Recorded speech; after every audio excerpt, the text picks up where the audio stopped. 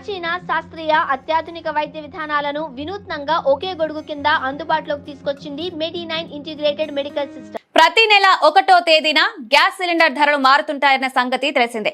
ఈ క్రమంలోనే మార్చి 1వ తేదీన ఆయిల్ మార్కెటింగ్ కంపెనీలు కీలక ప్రకటన చేశాయి.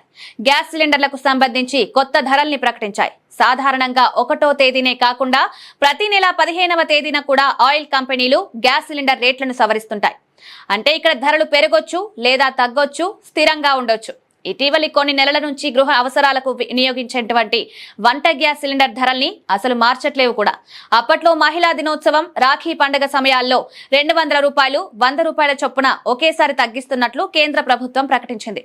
అప్పటి నుంచి డొమెస్టిక్ గ్యాస్ సిలిండర్ ధరల్ని ఏం మార్చకపోగా ఇదే సమయంలో కమర్షియల్ గ్యాస్ సిలిండర్ ధరలు మారుతూనే ఉన్నాయి. ఇటీవల 2 నెలల సమయంలో రేట్లు తగ్గగా ఇప్పుడు స్వల్పంగా పెరిగాయి. ఎక్కడ గ్యాస్ సిలిండర్ రేట్లు ఎలా ఉన్నాయనేది తెలుసుకుందాం. గృహ వినియోగ గ్యాస్ సిలిండర్ రేట్లు మార్చి నెలలో కూడా మారలేదు. ఈ సమయంలోనే కమర్షియల్ గ్యాస్ సిలిండర్ ధర మరోసారి పెరిగింది. కమర్షియల్ అంటే ఇది ఎక్కువగా హోటల్స్, రెస్టారెంట్ల వంటి చోట్ల వినియోగిస్తుంటారని చెప్పొచ్చు.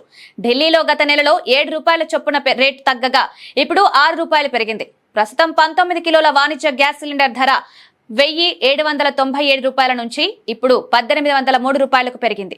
జనవరిలో ఇది 1804 రూపాయలుగా ఉండేది. ఇక కోల్కతాలో చూస్తే ఫిబ్రవరిలో 1907 రూపాయలుగా ఉండగా ఇప్పుడు 1913కు చేరింది. ముంబైలో కమర్షియల్ గ్యాస్ సిలిండర్ 1749.5 రూపాయల నుంచి 1755.5 రూపాయలకు చేరింది. చెన్నైలో స్వల్పంగా పెరిగి 1918కి చేరింది. హైదరాబాద్ లో కూడా స్వల్పంగా తగ్గింది.